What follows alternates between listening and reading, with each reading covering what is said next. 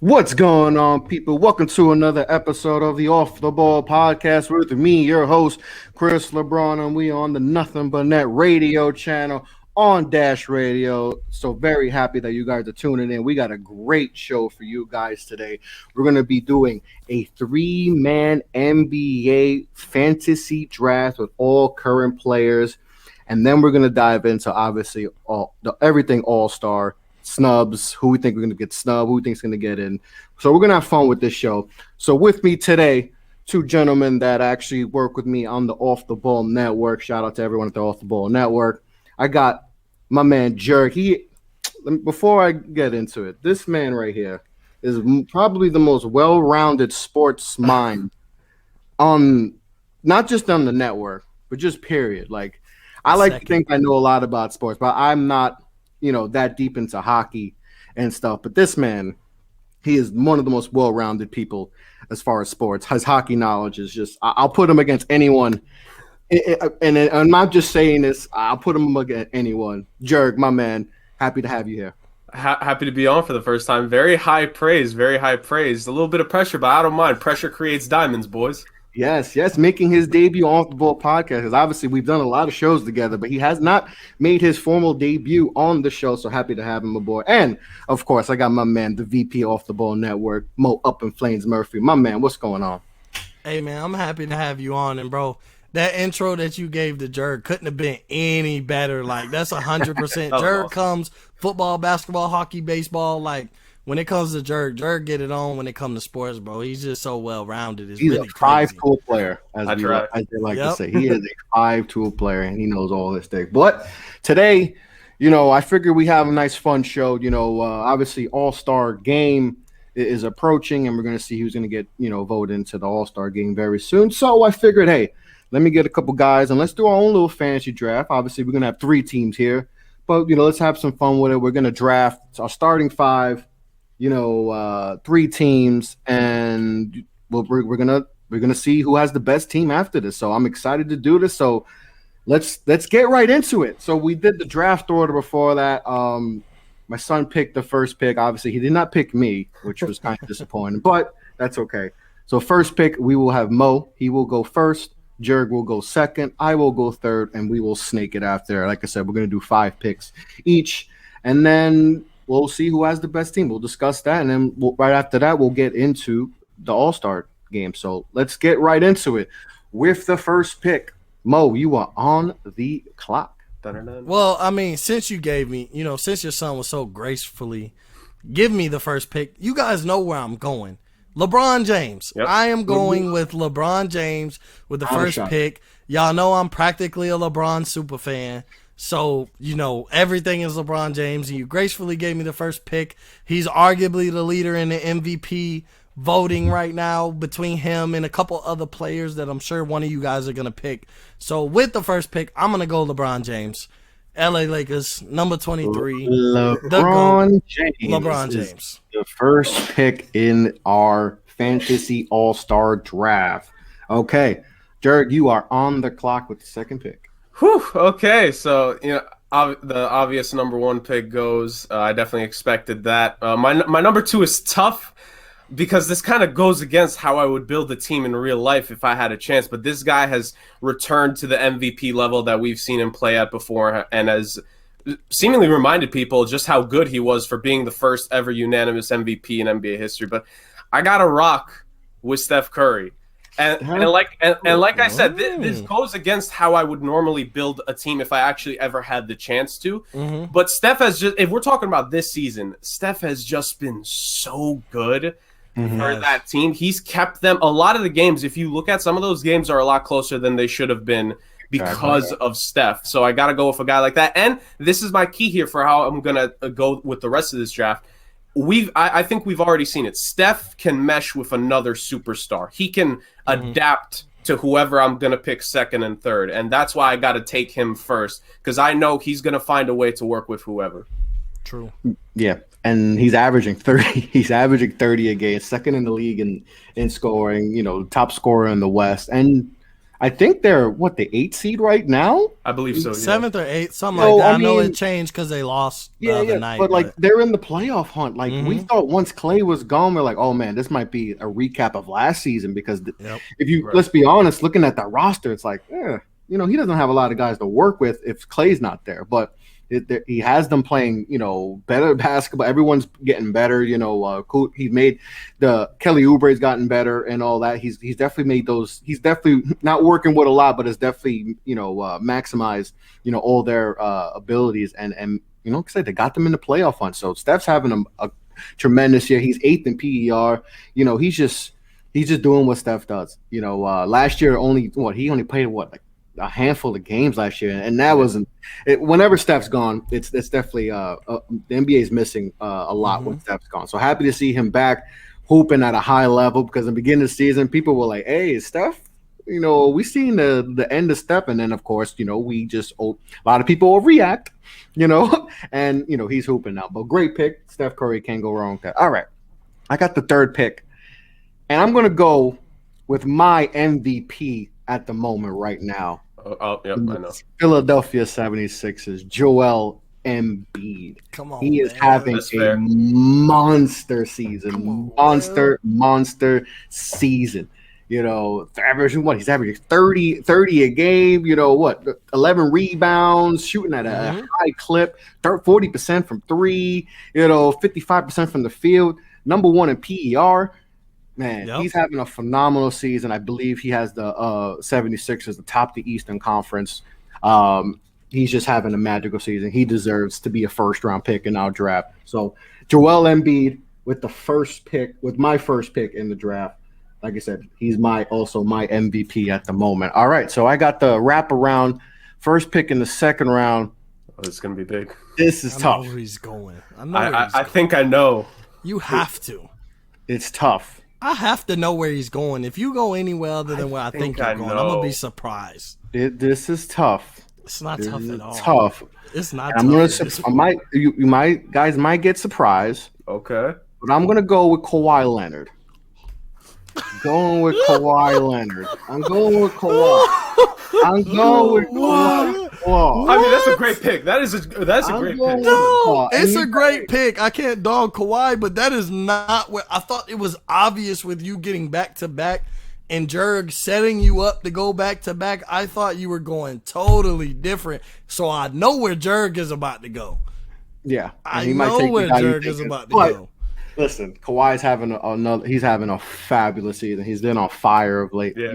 He's just having a monster season. The reason why the Clippers are the 2 seed right now out west and 3rd in PER, I think he's averaging 27 a game. Just having a fabulous season, big reason why Clippers are what they're doing right now. So I'm going with Kawhi. So I'm looking forward to seeing, who the next pick is.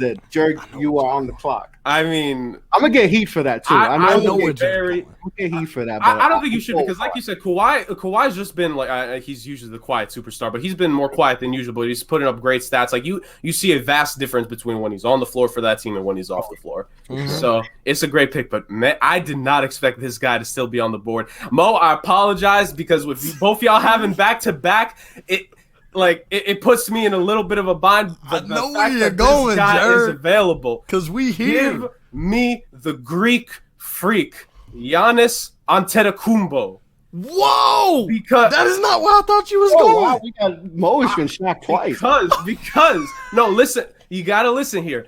Not only is he the back-to-back MVP, he was last year's Defensive Player of the Year. And while it was really between him and AD for that, you're telling me I can take the offensive pressure off of him with Steph Curry, and now I'm going to have Giannis who's going to help me defensively clean up for some of the matchups with Steph. And he's not going to be my only defensive pick that's going to help me when it comes to Steph. I'm going old school with my draft. Just a little preview out there. I'm going to shock some people, but give me Giannis, the Greek freak, fellow Baltic country brethren. I got to take my guy. Give me Giannis. Giannis Antetokounmpo with the 2nd pick for Jurg. Mo is shocked. I can't believe y'all allow me. I think I know who I'm about to get. I know exactly who's going to take. You guys come back to. I can't believe I have back-to-back picks right now, second round, and you guys are really about to allow me to get the 2 best players in the NBA. I got LeBron first. I'm Kevin Durant. Oh, what are we talking about? I'm Kevin Durant. You guys pick, when I think MVP this year, I think LeBron James, Joel Embiid, Nicola Jokic, Kevin Durant. Like, that's who I got. I know, I like Jurg, I know when we match up the teams at the end of the day, you got Curry and Giannis. Chris got Kawhi, and who was your first pick, Chris? Joel Embiid. So, I'm not going to lie, I was hoping Joel Embiid was going to make back the wraparound. Right. I assumed KD was going to be gone. I assumed Giannis was going to be gone. I thought maybe I could get like a LeBron, Kawhi, Joel Embiid. But y'all allowed me to get LeBron and KD again on the same team. You might win the first 2 rounds. You might win. Those are the 2 best players. Those are the 2 best players in the NBA. It's been the 2 best players in the NBA. LeBron is the best player in the league, and it's always been 1A and 1B when it comes down to Kevin Durant. He's back to his MVP self. He's back to the second best player in the league with a disputable best player in the NBA right now. So with the second pick, I got to go Kevin Durant. I can't believe y'all allowed me to get LeBron. And then it wraps back around to me where I open the third round with the first pick, and now it gets tough. Yeah. A lot of guys are taking off the board. There's so many ways I can go, but I'm an offensive-centric guy. You know, Chris got Joel Embiid. I have yet to pick a big man. Surprisingly, I'm not picking a big man. Oh. I'm going Damian Lillard. Okay. I'm building my team. I'm going Dame Lillard. Back-to-back picks. I need a point guard because Jurg went and got Steph. So at this point, I need a point guard. I know I left the big man, Jokic, and I'm sure one of y'all are going to snag him up, probably Jurg, for the simple fact Chris got a center. So I've sent Jokic over, but I'm going Damian Lillard. If I'm building a team, we're talking about all-stars, so all these guys are great players. We're talking about legendary. But if I could build a team all together, I got LeBron and KD. I need a primary ball handler. LeBron could be that guy. But I know if I was to build a team and ultimately be successful, especially a bit against the guys that y'all have got so far, I need a killer with that mentality like Dame Lillard. And I think with having LeBron and KD, it would take a little bit from Jokic. Granted, he's an all-star, but I think with having LeBron and KD, it would take away from his effectiveness for the simple fact LeBron is going to be primary ball handler. KD is going to be the primary scorer. So when I get Jokic, he could do a lot of both very well. But I'm going to go with Dame Lillard. So, yeah, I back-to-back picks, I'm taking KD and Dame Lillard. Not bad. Not bad at all. Not bad at all. All right, Jurg. Okay, this is tough because there are 2 guys on my mind that I want to take here, and it's going to kill me because I know Chris is going to snag one of them up. But I got to bite the bullet here and at least pick one of them. If I got to go, I'm setting up my front line in a very specific way, and when we get to my last front court pick, you guys will see why, and I'm sure I'm going to get roasted for it. But I got to run with Joker. Nikola Jokic has been great this season. We've all already known he's great. I was high on him his rookie season. I felt he had a lot of the skills there, and we have just seen him continue to progress forward and forward. What I love about him is that he can go inside and outside, but he could also be the decoy. Like him and Jamal Murray are so good at getting the ball to one another. I think over the past few years, if you're talking about guys passing the ball to one another, Murray and Jokic is like the top 2 in there in terms of, Jokic gets it to Murray, Jokic brings that offensive dynamic there, and I get to do that with him, Giannis, and Steph. Whew! That's almost a dream come true. That's a nice team. Like, don't get me wrong. Like, we're all gonna have nice Jokic. Teams. We're all gonna have. Yeah, nice we're all. Teams. It's only 3 of us, so we're gonna have nice teams. But I mean, Jokic was not a wrong pick. If anybody fries you for picking Jokic, the 6th, 7th pick, or like the 7th pick. That's not ridiculous. I know my last pick is going to get me some. He's an MVP. He's an MVP caliber. To me, he's a top 5 MVP candidate right now. Top 3, really. Yeah. So to go Jokic isn't crazy to me. Like, in my opinion, I mean, I was debating, but y'all landed me KD. That was if KD wasn't there, I would have went Jokic, but y'all gave me KD, so I had to take KD. That was going to be my pick. because I thought you were going to go with the guy I'm going to take. Right. Oh. And I'm going to take Luka Doncic. Yep. I'm going to take Luka. That's because you have back-to-back picks, so you're keeping it safe by going Luka. Going Luka. Make sure you. He's been coming on of late too. Like he's, with the team getting healthier, it seems like Dallas is finally, getting back on track. And his play of late has. I mean, he had a 47-point game recently. Like he definitely has been balling of late. Well, he's been balling all year, but of late he's been more efficient and all that.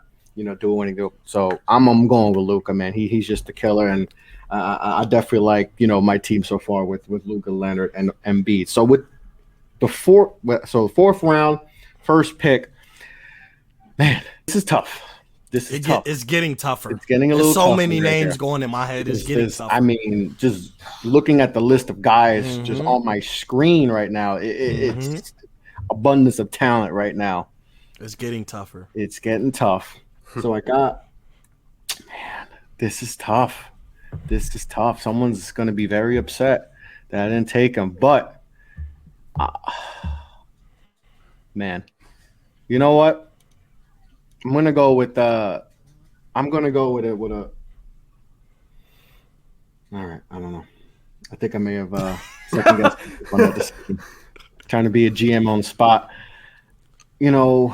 I'm trying to figure out my criteria also. It's like – I want to reward guys for having good seasons too. Like it's good to go off names, that's typical, but I like an actual all-star process. Like, hey, let's reward guys who are having good seasons on good teams too. But, I'm going to do it. Okay. I'm going to do it. What are you going to do? I'm going to go with Donovan Mitchell. Okay. With my pick. Bold. That's nice. I agree with it. I think basketball heads will agree with it, but it might be bold for some of the names that are still out there. Yeah. But it was a lot of good names. It's deserved. The Utah Jazz have the best record in the NBA, and he's the best player on that team. I know you got Rudy Gobert, but he's the best player on that team with the team with the best record. So I don't agree. I don't disagree with it. Yeah. I love that pick. Just trying to, it's easy to just do, like I said, easy to just do who the best player are, but I felt like he deserves to be on this. Like, he's having a monster season and trying to base it off this season. He's on late. He's been on, been balling of, late, and then obviously this whole season. I mean, it feels like since that Knicks loss at the Garden, they just been on a tear. And he got called out by Shaq. So he got one called out by Shaq, and definitely been balling out since. And I'm gonna go. It took me a while. There's a few guys, but I feel like he deserves it. He's on the come up. His playmaking for me has been the biggest improvement. Like he's career high in assists per game. Just being more than just a scorer. Which is something that a lot of people were harping on. It's like, hey, we know you could score. You need to see a little bit more. So his playmaking has gone up. So I'm gonna get heat for this when this comes out, but I'm gonna go with Donovan Mitchell with my fourth pick in my starting five right now. That's good. That's a great pick. Like you said, I think the key thing, for me personally, as we've watched Donovan Mitchell progress, is his playmaking ability to get others involved, and he is growing into that more and more. As Mo said, he is establishing himself. As good as Rudy Gobert is, and as much of an impact he is, Donovan Mitchell is establishing himself as the guy on that team. Yep. Those picks really affected my pick right here. I was gonna go with a different player. I think he's still gonna be on the board for me with my last pick. But I cannot let Mo get this guy if he's on the board. I can't let Mo get him. So I got to complete my front line. I got Giannis. I got Jokic. I got to go with the big fella, Anthony Davis, round out my front court. Mo, that wasn't going to be my pick. But once I realized he was there, I'm like, nah, I can't let Mo get AD. I now have the guy who won Defensive Player of the Year last year, a guy who might win Defensive Player of the Year this year, in Anthony Davis. And the thing with him and Jokic is that they have the ability to play anywhere on the floor. It opens the middle of the lane up for Giannis. Steph can play pick and roll with AD, and Giannis pick and pop with Jokic. It's so many different things you could do with a lineup like that. But my number one reason is I could not let Mo get a lineup of LeBron, KD, and AD. I couldn't allow it. I could not allow it. Very, very, very, a very dangerous lineup for sure. Mo, Well, you got back to back, so yeah, I have back to back, and I've been taking that into factor. I thought Jurg was going to go ahead and lob me AD and not pick him. So you guys are going, you have your big man. I know this is an all-star game when we're really evaluating how we want to play. This guy hasn't been picked, so I'm going to go Bradley Beal. I'm going to go Bradley Beal. I'm going to reward. I don't care about record. I'm going to reward talent. That was who I was. Yep. And I'm sure all of us were up to this point. For all the guys picked, Bradley Beal he's the guy who's just on the same level as all these guys, but he's on a losing team. And, we'll let ESPN and all the voters and everybody else, decide whether Bradley Beal gets to be a starter in the All-Star game. But I'm not evaluating wins or losses. I'm only going to take talent. And I'm going to go Bradley Beal. Now, I thought Jurg was going to allow me to get Beal and AD to complete my starting five. So there's one big man. There's about two big men that I would love to where I could just complete every position. But instead, I'm going to go small ball. So I got Dame Lillard. I got Bradley Beal. I got KD. And I have LeBron James. But I'm about to just go small ball. And I'm about to go get James Harden. I'm getting James Harden for the simple fact he's the all-around player, just like LeBron. He can score, he can pass. He's just, he can play point, and we can put Dame at the shooting guard, Bradley Beal at the 3. I have KD and LeBron, but I'm looking at the mismatch problems with my starting 5 of Dame, Beal, Harden, KD, and LeBron. So I'm going to go, my last pick is going to be James Harden.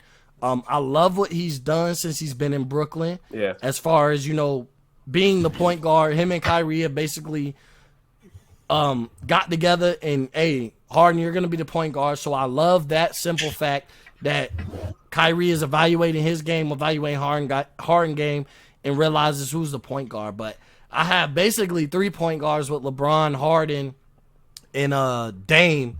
But I'm going to go small ball. Y'all grab y'all centers. I don't love Rudy Gobert as far as in a starting position for an all-star game. So I'm going to just go the small ball route. And my last 2 picks, like I said, Bradley Beal. And I'm going to turn back around and I'm going to go James Harden. And we'll figure out the rebounding or whatever, because when it comes to scoring, I don't see our 5 being touched. Scoring is not going to be a problem. 2-5, because scoring's not going to be a problem with my starting 5. Now, if we don't hit the first shot and we can't get a rebound, that's where the issue is going to be with you having Jokic and AD and Giannis and, Chris, you got Embiid. So y'all went big, but I'm going to go small ball. And I'm going to just take to me, in my opinion, the 2 best players available left. And I'm going to go Beal and Harden.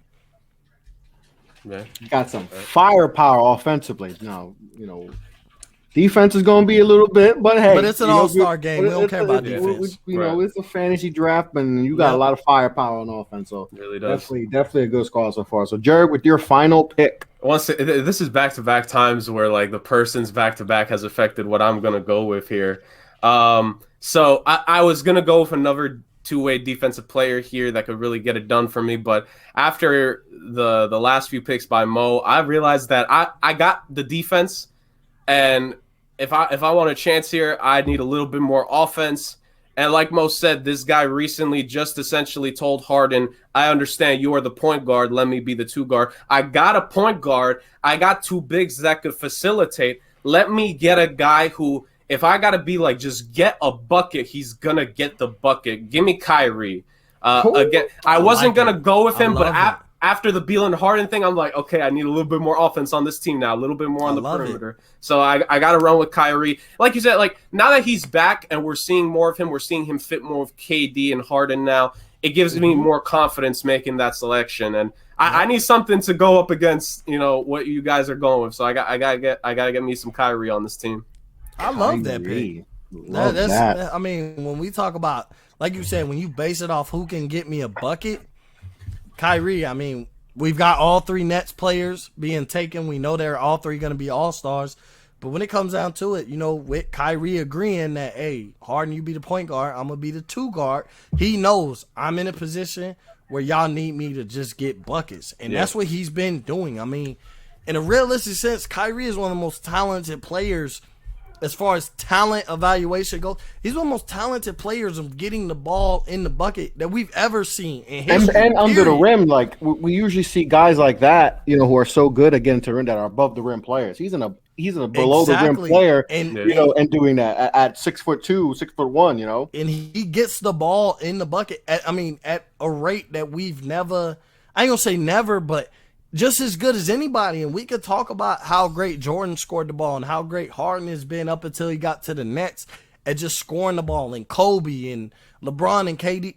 Kyrie's right there when we just talk about pure talent of getting the ball in the basket. So, you definitely didn't go wrong. With Steph playing your point guard position, you basically grab two of the best ball handlers to ever play basketball. And the best part is when either one of them misses, I got AD, Giannis, or Jokic likely getting me my rebound. Yep. Oh, yeah, for sure. All right. So I got the last pick. There's a lot of players still out there. There's a lot of players. And like I said, this is really tough. A lot of guys deserving. But with my last pick, could have went one way. Right. But I'm going to go this way. Okay. I'm going with Zion Williamson with my last pick.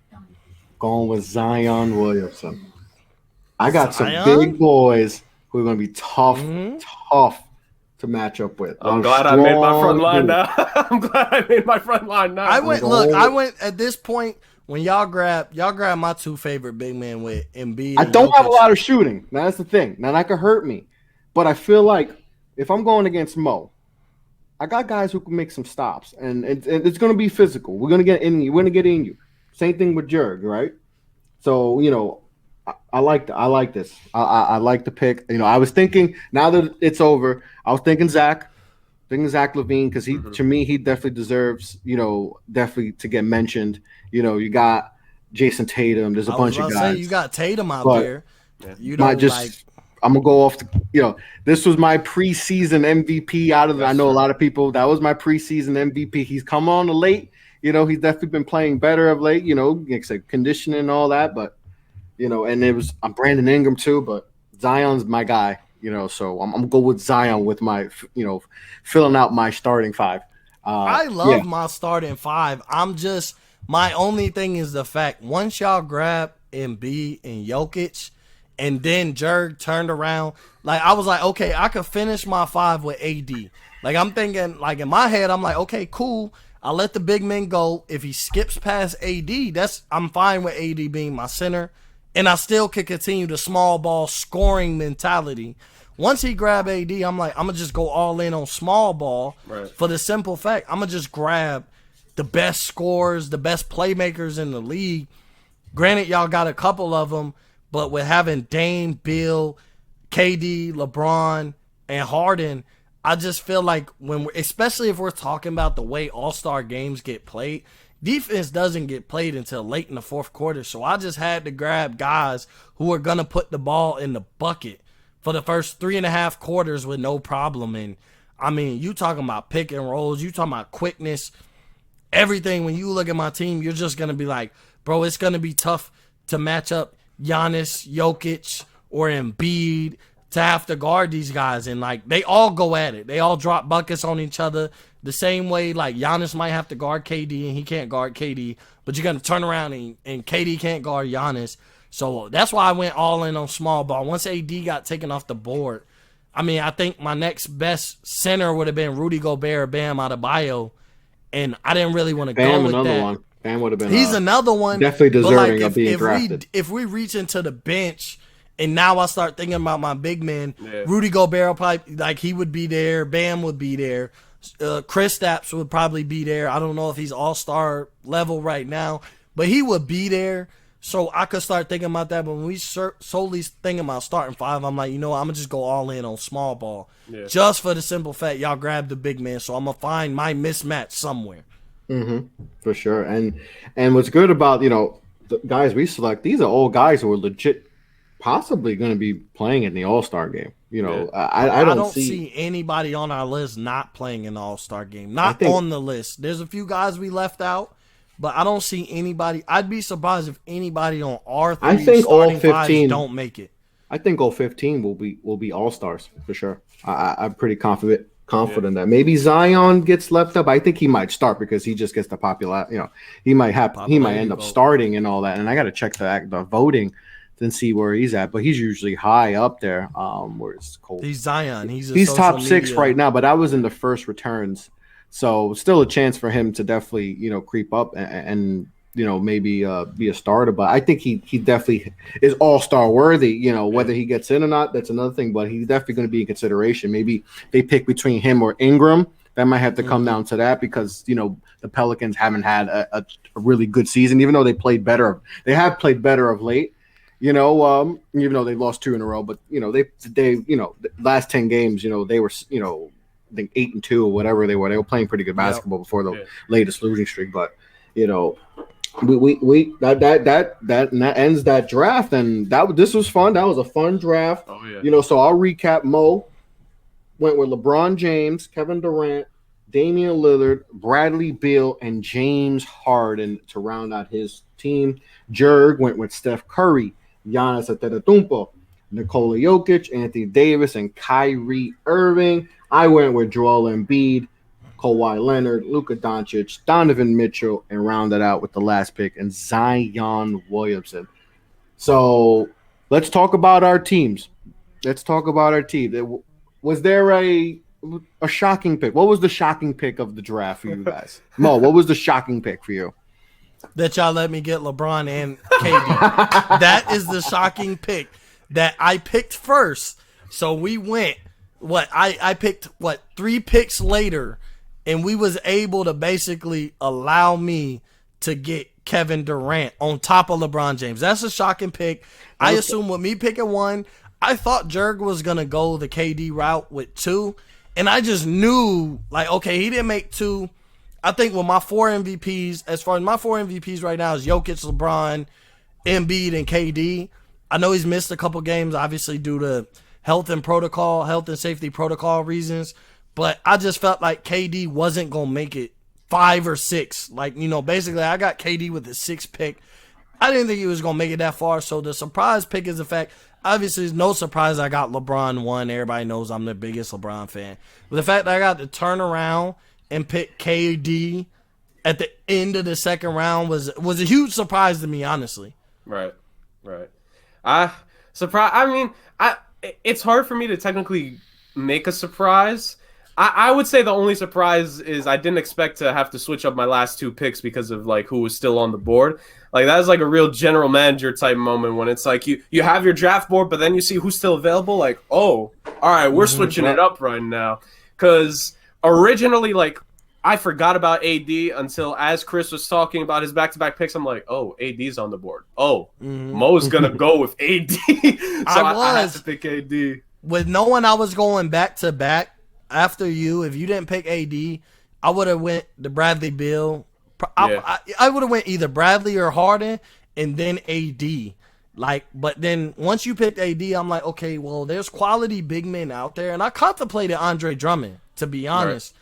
For the simple fact, I look at how I build my team, and I could just grab the big man who can get rebounds, block shots, and he'll get me buckets if I need to down low. With y'all having, Jokic and Embiid and Giannis, I probably could have went that route and nobody, but I just look at it you know what, let me just get high-power offense.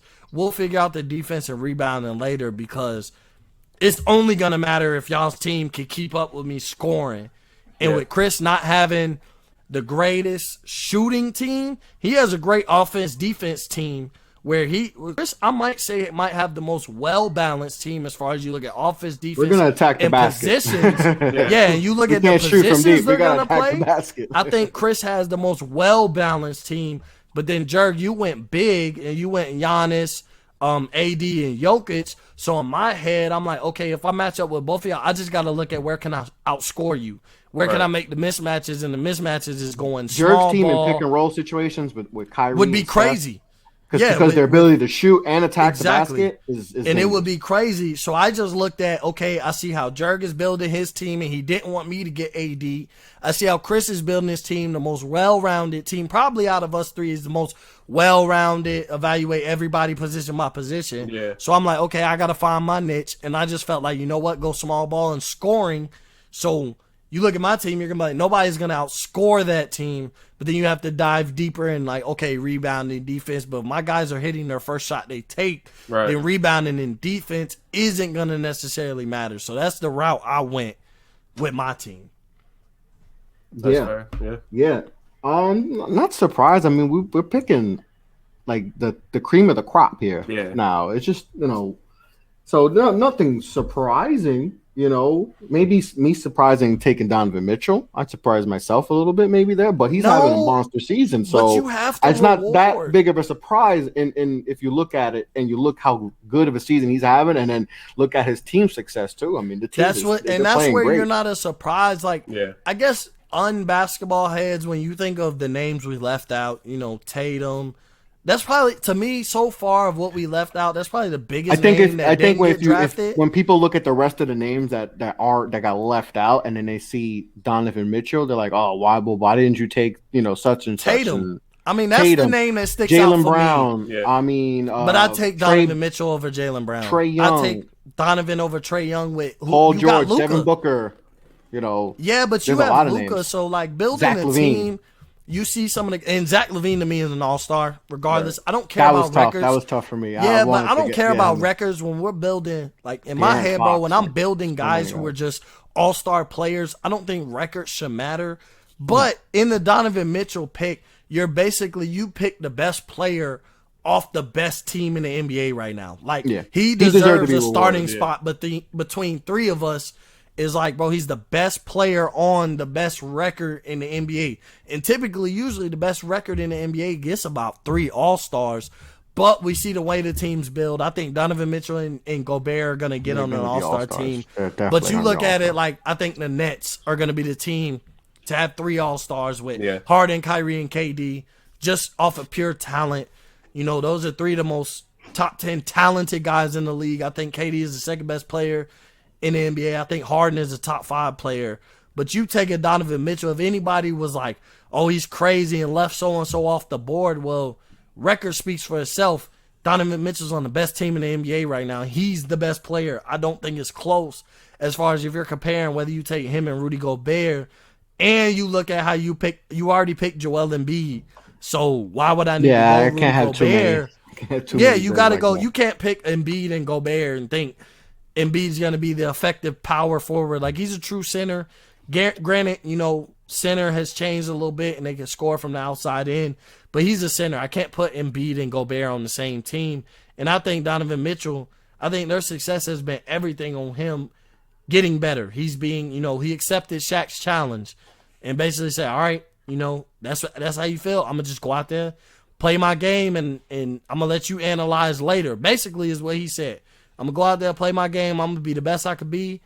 And so far, Donovan Mitchell being the best he could be has led his team to being the best record in the NBA up to this point as we speak. Yeah, and that's why I went with Donovan because, like you said, he's been on a tear of late. He's just... You got to reward the best record. And somebody I felt like, me being the GM of my team, I'm going to reward Donovan. He definitely deserves, like I say, he's going to be an all-star this year. That's a fact. And...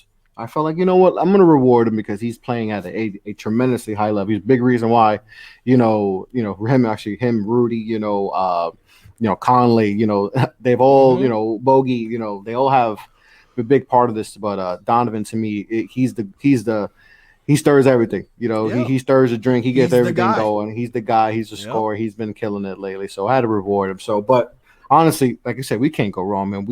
Everyone picked pretty good teams. We all got firepower. So this is going to be interesting to see. So I'll make sure, once we get this posted up, we're going to post it on social media. We're going to see, what the people think. So I'm looking forward to that once we get this show up and all that. But let's talk about the All-Star game and All-Stars. Thanks for everyone listening to Nothing But Net Radio on Dash Radio. Hope you enjoyed that last segment of All-Star Draft. But we're going to talk about the All-Star game. And who's going to be in it, and who do you think is going to get snubbed? So obviously, like we just did our own fantasy draft, and we left out guys that were like, man, they deserved it. And so just imagine with just two teams and having to pick a roster, and someone's going to get snubbed, someone's going to go in that people are going to think, oh well, they didn't deserve it. So is there anyone and I'll start with you, Jurg. Is there a guy that you think is going to get in, and there's a guy that you feel like is going to get snubbed? When it comes to when we hear All-Star, who's going to go to the All-Star game? So in terms of who could get out, it's really going to be an interesting thing, because when you think about the starting five, it's no longer just the fan vote. That counts for a third of it, and then you have the media and then the players. So I think for the most part, the top guys that we're seeing in each, when you look at the returns, I think LeBron, Kawhi, and Jokic is the likely starting front court for the West, and I think it'll likely be Steph and Luka or Steph and Dame for the seasons they've had in the West as well.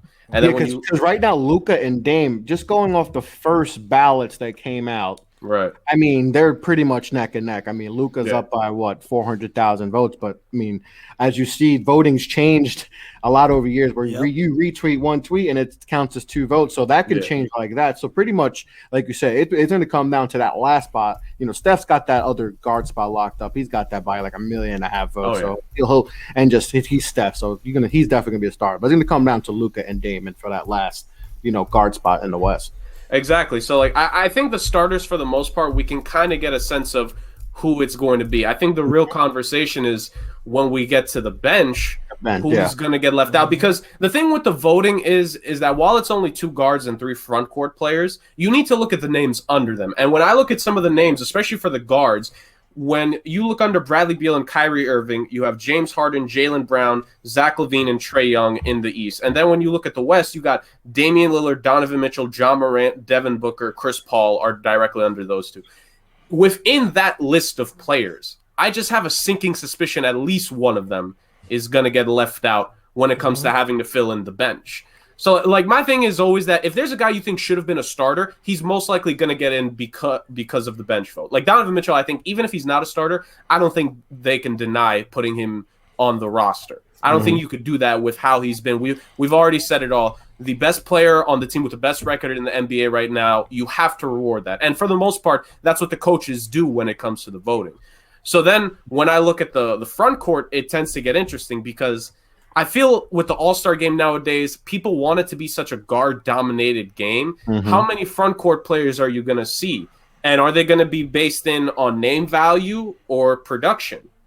So that's my disconnect. Like, Paul George, there's a very slight chance he may miss out on the All-Star game again this year. And he has bounced back from his performance last season. He's bounced back from the whole pandemic playoff debacle back in the bubble. Like, he has bounced back from that. But when I look at some of the other names here, Anthony Davis is over him by over 1 million votes, like, as of the first return. So you can clearly tell AD's most likely getting in.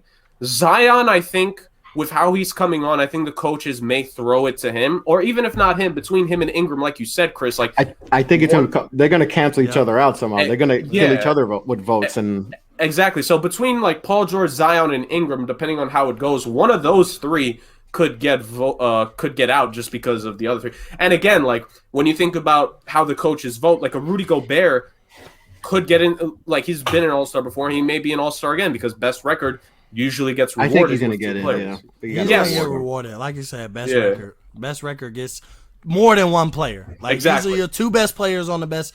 Like we've seen Giannis 4 guys. Chris Middleton. Yeah, we've seen 4 guys. Atlanta. Boston and Atlanta have had 4 guys get in. Yep, 100%. Exactly. So when I look at that, I think with Gobert likely getting in, like someone between Zion, Ingram, and Paul George is going to get left out. And obviously, we all know has nothing to do with production or anything. It's just how the voting goes. I personally wish like the All-Star rosters were like at least 1 player bigger sometimes because there's just so many high talented players. And then when I look over at the East, it's a very similar situation. Like I think there's usually 6 guards, I want to say. So like maybe 5 or 6. So 5 or 6. 5 or 6, and I think with how like some of these guards have played this year, I can't see how you deny Jaylen Brown an All-Star spot this year with how great he has been. Bradley Beal, it feels like everyone is behind him to put him in the All-Star game, especially after he's gonna start. Exactly. And even if he doesn't, we know the coaches are going to vote him. You have Kyrie and Harden. So, like, is Zach LaVine going to get left off again? Potentially, is Trey Young going to get left off? Yeah, I think there's a bunch. It's Trey Young, Julius Randle, Zach LaVine, like Gordon Hayward, guys, Jeremy Grant. Yeah, there's like a bunch. You hit my guys. Them was the two guys, Gordon Hayward and Jeremy Middleton, Grant. That's the route I was going. I think there's like a huge bunch in the East, though, of those guys. Exactly. That are gonna. There's only gonna be a few spots for a couple, so that's gonna be another interesting. As far as those guys, I think those guys are bunch. Sabonis too. Sabonis. I think he should get an Andre Drummond. There's guys that like we might see a few guys that might get bumped out, and it's gonna be interesting. Well, who's your guys you think might get snubbed out of the All-Star game? Yeah. Oh, Jurg, no, continue, Jurg. Oh, go ahead, Jurg. No, I thought I didn't hear if you said Mo. That's my bad. I mean, based on injury and not playing these past few games, I gotta go Christian Wood. Because we hit Jeremy Grant, Gordon Hayward. You mentioned those names. Those were my two guys as far as out of the Eastern Conference. Like Gordon Hayward is playing all-star basketball. He's basically playing the best basketball of his career when you look at his overall numbers. Jeremy Grant is playing out of his mind on a team that's just terrible. That's what hurts him. That's what hurts him. That's where I don't like. God awful. That's what hurts him. And that's why I don't like that when we evaluate an all-star player. Yeah, I think I don't know if we should be evaluating team record because we're talking about the All-Star game is an individual player, player by player basis. Mm-hmm. And so Jeremy Grant might miss out based on his team being bad. He's not famous. He's not the guy who's going to get a lot of votes that they're going to factor in. And even Andre Drummond, I think Andre Drummond is another guy who you look at his number, bro. To me, Andre Drummond is one of the most underrated big men ever. Like, when you look at his production for years, bro, he's guaranteed 20 and 12 better too, man. Easily. Like, he's pretty much guaranteed 20 and 12 easily every year. He's been that way his whole career. Mm-hmm. Yeah. And he hasn't, his accolades don't match. Like, his all-star. There was a point in time where I really thought Andre Drummond was the best center in the league, even though we can value Embiid and Jokic. And those guys are great, trust me. But I like to hold on a little bit to the old school values of what a true point guard is, what a true big man is. And I know we've escalated, to the point where these guys aren't even real true centers. They're hype. They could do this and they could do that. But, as far as when we keep the values of what basketball was based on and we talk about a true center, you think about the greatest centers of all time and you start talking about Shaq and Hakeem Olajuwon and Kareem Abdul-Jabbar, Bill Russell. I'm not saying Andre Drummond is on a level, but when we talk about production, he's a guarantee. He's a walking 20 and 12 at the very least guy. He's what Dwight Howard was with the Orlando Magic when he was one of the best players in the NBA, one of the most beloved players in the NBA. Andre Drummond has been that his whole career. So that's why I think he might get snubbed because we've kind of moved from just your center being a cleanup guy and rebound guy to ultimately being the I could pass, I could shoot, I could spread the floor, I could dribble a little bit with Embiid and Jokic, and then AD moved to center. We have so many guys. Bam Adebayo is a center who they could do it all. So I think Drummond has got overlooked, but he's always been that because since he's been in the NBA, it's been a transition of what centers can do. So I think Drummond might be a snub because you look at his numbers, it screams all-star. It screams all-star player. Yeah. But for the simple fact, we Embiid, Jokic, AD, who else? Rudy Gobert for being on the best team in the NBA. So that's 4 centers right there. We're going to consider AD as a center just for the All-Star game. He'd probably be a starting center if it wasn't for Jokic. So you look at that, and he screams all-star player. But he's on the Cavaliers team. Like you said, Zach LaVine might be another guy who could miss. And Trey Young. Because Trey Young, the Hawks came out hot. They came out hot. And you guys are both, forget the live shows and the audios that we put out. Let's talk about the group chat. I told everybody, and you guys were with me, Look, the Hawks they're 5-1, 6-2, 7-3. Bro, calm down. It's the beginning of the season. Yep. And everybody was quick. Look at the Hawks. Look at what they done. Then they went on a skid, bro. They're barely 500. Like, and Trae Young went through, that Young and Collins thing that me and Chris had talked about on the show together. And it was like, watch out, though, because it's the beginning of the season. Let's not get too hyped. Yeah. The Knicks came out hot, slowed down a little bit, and they're back balling again. Cleveland came out hot, slowed down a bit, but now they're competitive. So that was my thing on the beginning of the season. Let's not overvalue everything everybody's doing. Let's let the season settle in. And that's what I think happened. And Zach LaVine might miss out with the Bulls. You could say Sexton was an all-star player, but the Cavs and what they did kind of settled in a little bit. Now they're above average team. But, I mean, with the way the NBA is so talented, they're an average team right now. So there's a lot of guys who aren't going to make it that we can make cases for. But you can make an all-star team of just guys that aren't going to make it. Exactly. And we can look at their team, and we could have, you look at guys who aren't going to make it, you'll probably, I assume you'll have, a Sexton and LaVine in your front court.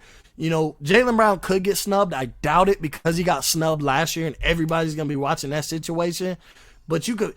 Gordon Hayward, Andre Drummond, John Collins, Jeremy Grant, Christian Wood. You look at a lot of guys who might not make it. Those are a lot of my snubs who might not make it. And that's going to be a team who could compete. Maybe they're not LeBron in them, but at the same time, they're going to have a competitive 12 players. We're going to have legitimately a whole third all-star team of competitive players that aren't going to make it. You just look at how we drafted. We only named half the all-stars. We drafted a starting five with 15 players. There's a whole nother 15 that's not going to be accounted for. So that's where we can start bringing up Tatum and whoever didn't get drafted. But then you look at after that, you're only naming basically top 30 players. But there's 45, 50 players competent to make an all-star team. John Wall, Victor Oladipo, DeMarcus Cousins is coming into, he's a compatible where he's not going to make an all-star team, but as great as he's been playing lately, he could be your starting center on the third team as far as the NBA. So there's going to be so many players that miss it that we basically make a compatible all-star team of all-star snubs. It'll be a great team when you really look at how everybody's performing this year. Don't base it off years and years past, but you look at how everybody's performing this year, bro. We would have a compatible all-star team making a third all-star team in the first place. Yeah, that's for sure. And just for me, guys we talked about before, guys who can get stumped. It's that Julius Randle, Sabonis, Sexton.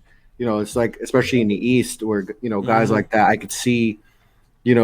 I think it's either going to come down to Zion or BI. To me, that could be. You have to pick one of you. I don't think both get in.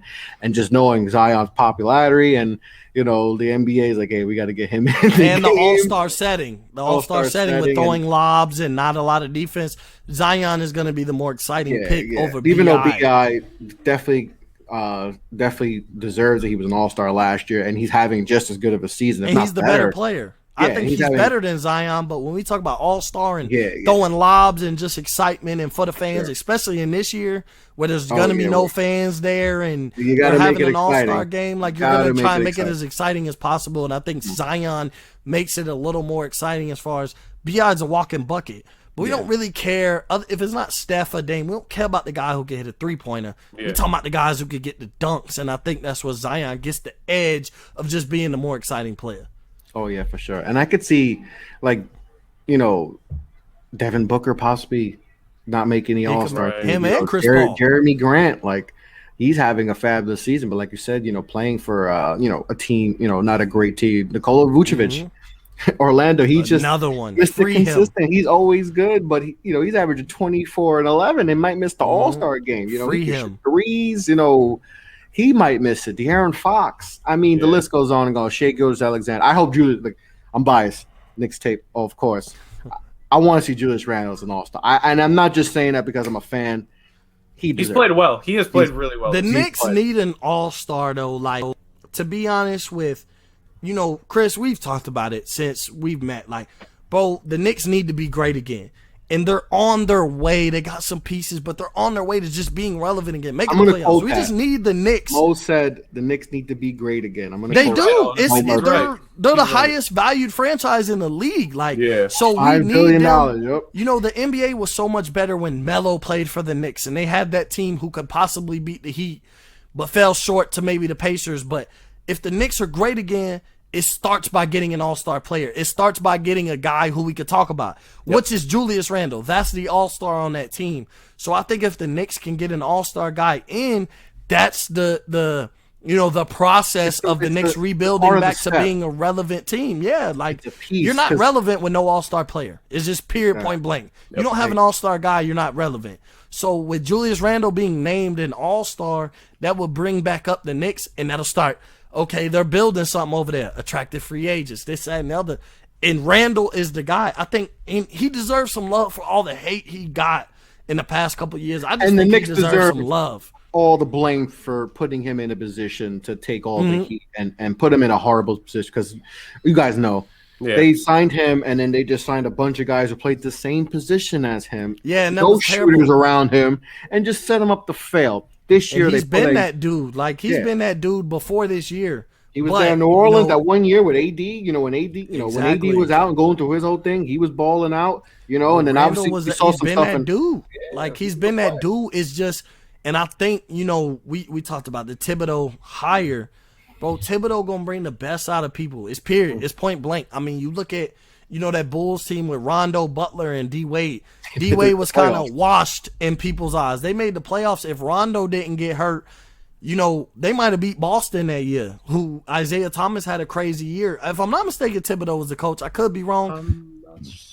I'm not certain he was. Jurg will call me out on that, because I know I'm not calling out. If I'm wrong, I'm wrong. But I thought Tibbs was the coach when D Wade went there.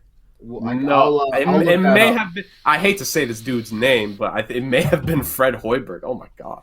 You know what? You could be right, and like I said, I could be wrong. I'm not the biggest into coaching, especially, but even still, you just look at that Bulls team. But Tibbs is a defensive guy, and look, the Knicks are one of the best teams, one of the best defensive teams in the league. Oh yeah. But all his teams have always been like that. He's one of the best defensive coaches, period, ever. When you relay of what his teams do defensively when he's the head coach, he's one of the best defensive coaches ever. And look at the Knicks, and they're young, they're hungry, they're athletic, they have so many things going for them. I just think they're missing. They have Randle, who could be an all-star, might get snubbed, but he's an all-star caliber player. But outside of that, they're just missing that guy. And if you can put Randle in the all-star game, deserving, whether he gets in or not, he deserves it. But if you can do that, that brings Knicks basketball back, and that gets some of those superstars on expiring contracts or all-star caliber players on expiring contracts. He was? Yeah. Okay, so I was wrong on that. Appreciate that. But you just look at, if you could get Randle in there, you can make the Knicks relevant and get in free agency. Kawhi's about to be free agent. Everybody's not talking about that. Everybody has signed except Kawhi. But if the Knicks can get an all-star there, Kawhi can look at it like, I'm going to go play with another guy who's an all-star caliber player and a bunch of young pieces that I might can make better. So that's why I want to see the Knicks great again, because it's just when the Knicks were really good, I don't know if they were ever great. Like when you talk about winning championships, when they were really good competing for championships, the NBA was great. When New York's, however you want to put it, but when New York is up, the city of New York loves basketball again and love their team, bro. The whole NBA environment is crazy. And we're starting to slowly bring back fans. So when we could get Madison Square Garden, it's still historic. It's still iconic. Playing at Madison Square Garden is people's dreams, no matter where they're from. So I think if we can bring the Knicks back to being great again, I think the first step is making the Knicks player an all-star. Yeah. And politics belongs in the NBA. And I think that's part of politics. It's like Julius Randle, he's a guy who deserves it, but we can also make Knicks basketball relevant again. And they become relevant, bro. That changes the whole NBA. Look when Melo was playing. You go back, when Sprewell was on the Knicks, and we go back to Starks and Allen Houston and all those guys, Patrick Ewing. NBA was great at that time, and part of it was because the most storied, the most valuable franchise was great. They were competitive. They were in the playoffs. They were in the Eastern Conference Finals. So I do value the Knicks franchise as a whole, because New York is the mecca of basketball. And so if the Knicks, the NBA team who's in the city of the Mecca of basketball is great, it just makes basketball great again. It was a different environment in the NBA when the Knicks were great. Even with Melo and JR and Shumpert and Stoudemire, that team, yes, they didn't win a championship, but them being competitive and they built the team to try and beat Miami. That was a great time in the NBA. Like every time you look back at nostalgic, who was great in the NBA, the Knicks were always really good. Like, so I do value the Knicks. And they're playing, that going into this season, if I told you the New York Knicks through 28 games would be 13-15, you'd probably be like, nah, no way. Like, even a lot of Knicks fans, like, there's no way. Like, but Julius Randle's play. I mean, I've said this a million times. I don't think the Knicks thought Julius was going to be even close to this, or else they wouldn't have drafted Obi Toppin. They would have took a Tyrese Halliburton. Yeah. Like they would have took a Tyrese Halliburton or so. So I think he's changed, how this team's played. Like I said, Tibbs has this team prepared. I don't know how the longevity is, because we've seen with Tibbs teams, it can fade at the end. But right now he has them playing, but he has young like players. Competent NBA team. He has young players. Yeah. Like the thing is with Tibbs' team, he's had veterans trying to buy into the system, and it works at first, but then they're like, But when you get these young guys, RJ Barrett, and the most impressive guy outside of Julius Randle, RJ Barrett is Emmanuel Quickly. Like when you talk about the draft, and we talk about guys who have impressed you and have outplayed their draft pick, Quickly is one of them. Like, bro, he's on his way to be a star eventually. Like, and you listen, I don't just evaluate, I look at how he plays. Bro, listen to other NBA players, veterans, superstars. They're giving him praise. We're giving him Talk praise. about him. They are talking about him like, bro, he's the next guy coming. Like, his floater is second to none. Like, he already has a signature move. They're talking about, bro, when Emmanuel quickly gets to the hole with his floater, it's ridiculous. So that's something I look at and like, bro, he could be a star, and Tibbs has a bunch of young guys. All they have to do is buy in, and you create a culture. The Knicks are missing a culture, and it looks like they might be able to build it with all these young guys, and you start keeping your star players, RJ Barrett, Quickly, Austin Rivers came. He made an impact at first.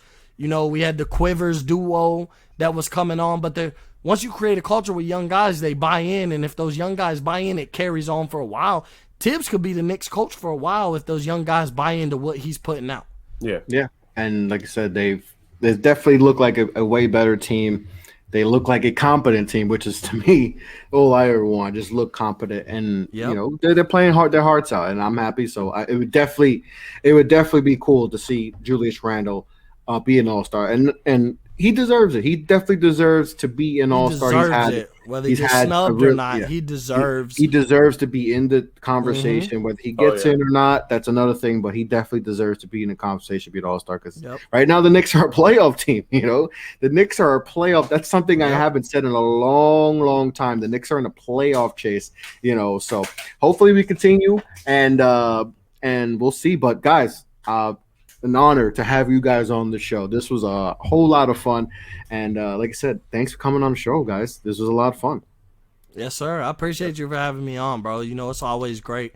Linking with Jurg, Chris, obviously, you and me, we could talk basketball for 5-6 hours a day if we wanted to. But, and then linking with Jurg, who keeps me on my P's and Q's at what I need to look at. Like you said, probably the most well-rounded guy on the network, let alone period, when we just talk about playing sports, bro. I love talking ball, football, basketball, whatever. Learning hockey, Jurg got me into hockey. He's the Kawhi Leonard of the network. Pretty much. Like I've taken an eye at hockey. If it wasn't a Lightning, I wouldn't pay attention to it. But now I'll start, and even I follow Jurg's content, his rankings and this and that, and just pay attention and stuff like that. So, bro, I always love getting on with y'all.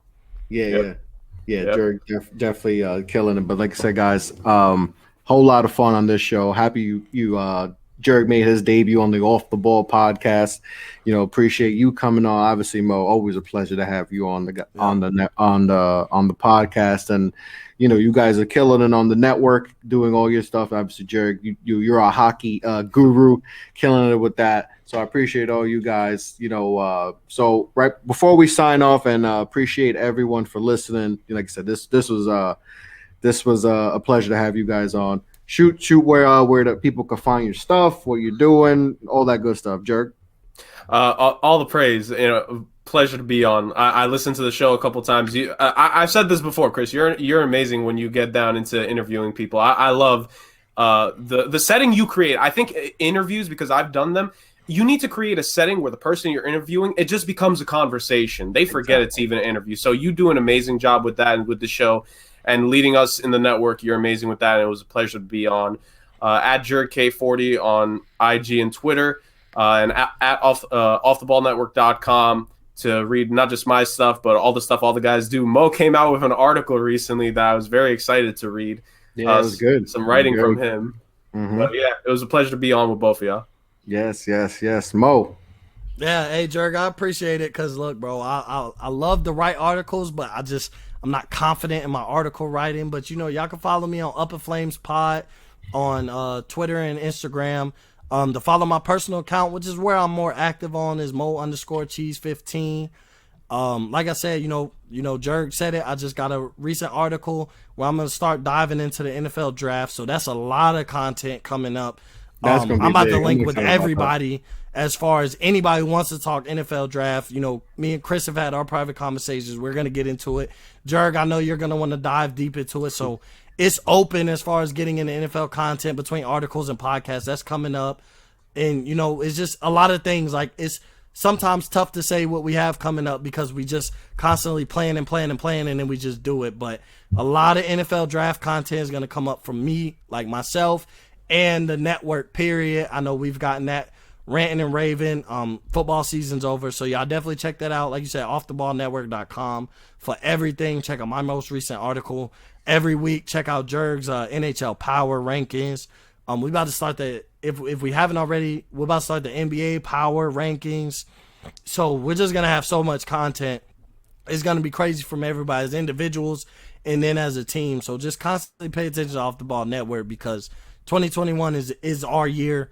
We get to fully embrace the NFL draft. We get to fully embrace as a network the NBA draft coming into next year. We get to embrace the finals and stuff together as a network. So that's definitely something I'm looking forward to, is just being able to embrace all the seasons together as a network. So, whatever content we have coming, just closely pay attention because it's going to be great. That's for sure. You hit it on the head right there. A lot of good stuff coming. And you can follow me. Like I said, I appreciate, first of all, before I plug anything, like I said, appreciate you guys. You guys have been a big plus for the network, and you guys have done a lot of good stuff. And, you guys continue to kill it. And like I said, we got a big year coming for Off the Ball Network. And, as far as content, covering all the sports, just everything, you guys have been able to, you guys are a big reason why we've been able to have the success we had and get some really cool sponsors. And shout out to Fanatics, one of our newer sponsors, shout out to Fanatics. Shout out to Jazz Sportsbook, shout out to Monkey Knife Fight, all the guys who helps, support the network and help sponsor us. But, you guys are a big part of why we've been able to get this in such a short amount of time. I don't think people realize Off the Ball Network hasn't been up that long. And we've been able to establish a nice crew there. So shout out to you guys and everyone else at the network. But yeah, you can follow me Off the Ball Pod, Twitter, Instagram, Facebook, all that good stuff. You could follow the network, OTB_network on Twitter, Instagram, all that good stuff. Offtheballnetwork.com. Go check that out. And like I said, pleasure to have you on, guys. This was a lot of fun. This is, we did this last second, and like I said, I appreciate you guys for hopping on and doing this draft. We had fun doing the draft, talking about the All-Star and possible All-Stars and who can get snubbed. Really had a fun show. So on that note, guys, be safe, be well, be kind to each other. Yep. Don't be racist. Don't be racist. And wear your mask. And wear your mask, because you know what? All of us. Yep, it takes all of us to do it. So let's keep our social distance, wear your mask, and listen. Little by little, the world starts opening up. Fans get to go to games, and and for us content creators, and another, to be able to possibly go to games, go to outdoor events, basketball, whatever. That ability. If everyone buys in together, we can all have that good stuff and get back to some type of normalcy. But on that note, guys. Be well, be safe, take care. Blessings.